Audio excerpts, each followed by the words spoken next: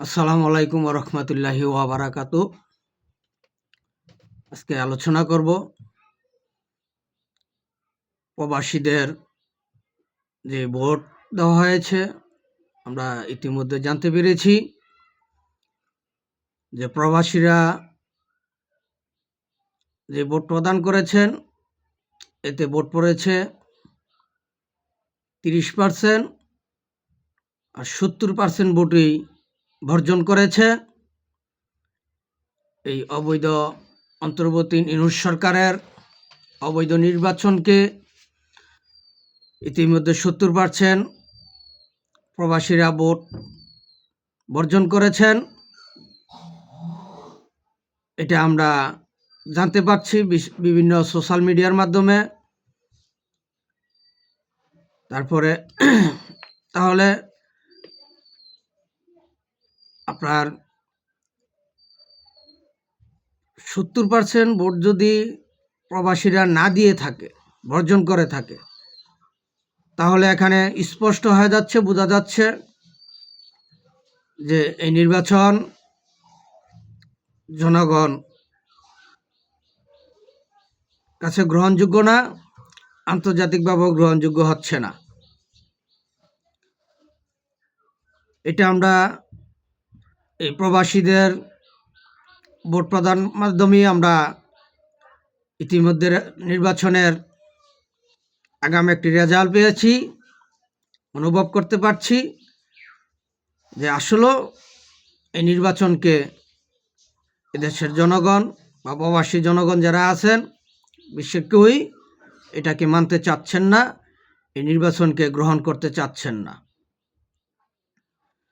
তারপর আরেকটি কথা দেখেন, যেমন আপনার বাংলাদেশ আওয়ামী লীগের প্রেসিডিয়াম সদস্য,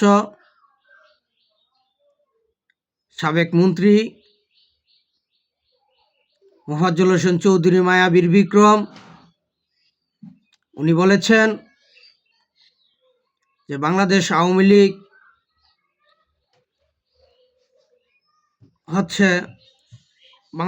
লীগ হচ্ছে বটগাছ। এই আওয়ামী লীগকে নির্মূল করা অসম্ভব,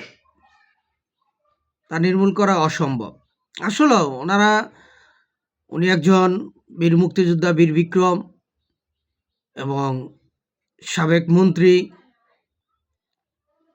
একটি স্বাধীনতাকামী দলের, বাংলাদেশের সবচেয়ে বড় দল, সে বড় দলের প্রেসিডিয়াম সদস্য। তো উনি যে কথাটা বলেছেন যে বাংলাদেশ আওয়ামী লীগ হয়েছেন বটগাছ, তা নির্মূল করা অসম্ভব, তো উনি কথাটা এমনি এমনি বলেননি।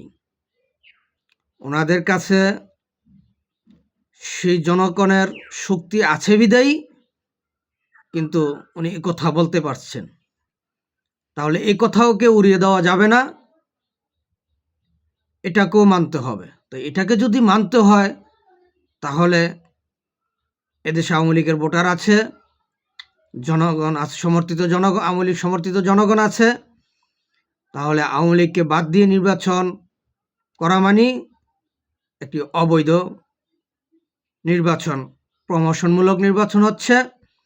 আর এই নির্বাচনকে আমাদের এই দেশের জনগণকে আমি মনে করি প্রত্যাখ্যান করা উচিত, দেশ ও জাতির স্বার্থে, জনগণের স্বার্থে।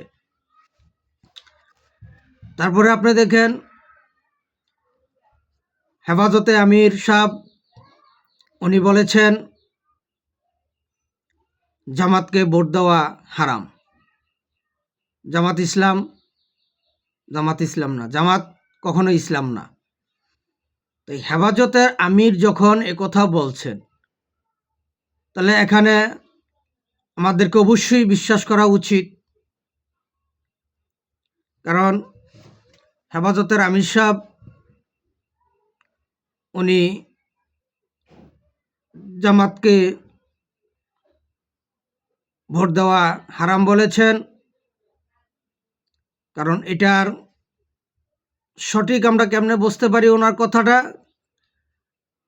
কারণ আমরা দেখেন জামাতের অধিকাংশ নেতা কিন্তু জেনারেল শিক্ষিত, তারা জেনারেলের শিক্ষিত। আজকে তারা পূজা রোজাকে এক করে ফেলছে, জান্নাতের টিকিট বেচতেছে। তাহলে এখানে বোঝা যাচ্ছে স্পষ্ট যে তারা আসলেই তারা ইসলামের কল্যাণের জন্য তারা রাজনীতি করে না, তারা জামাতের ইসলামের নাম বিক্রি করে, তারা দেশবিরোধী চক্রান্তকারীদের সহায়তাকারী হিসাবে কাজ করে যাচ্ছে ক্ষমতার লোভে। এটা আমরা স্পষ্ট বুঝতে পারছি।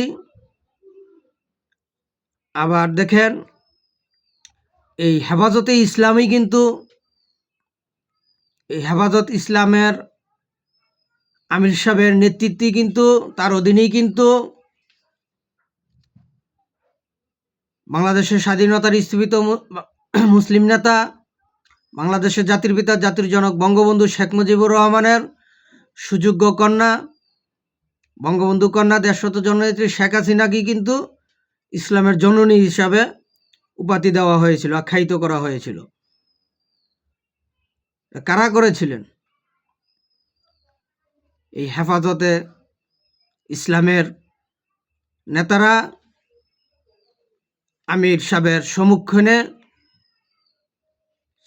বঙ্গবন্ধু কন্যা দেশরত জননেত্রী শেখ হাসিনাকে ইসলামের মা হিসাবে, জননী হিসাবে তারা আখ্যায়িত করেছিলেন। কারণ তারা না বুঝে না শুনে তারা এই ইসলামের জননী বলেন নাই, তারা ইসলামের জননী বলেছিলেন, ইসলামের কল্যাণের জন্য কাজ করেছিলেন বিদেয়ী তারা বলেছিলেন। তারা কিন্তু বলে নাই আওয়ামী লীগকে ভোট দেওয়া হারাম। যেমন জামাতকে ভোট দেওয়া হারাম বলছে, আওয়ামী লীগকে ভোট দেওয়া হারাম তারা কিন্তু এই কথা কখনোই বলেনি। তারা বরঞ্চ তাকে ইসলামের জননী হিসাবে স্বীকৃতি দিয়ে গেছেন। তাহলে আমি দেশ ও জাতির কাছে আহ্বান করছি, অনুরোধ করছি, আপনারা এই কথাগুলো বিবেচনা করবেন এবং এই নির্বাচনকে প্রত্যাখ্যান করবেন আশা করি। তারপরে আমরা দেখেন, জাতীয় পার্টির শামীম হায়দার, জাতীয় পার্টির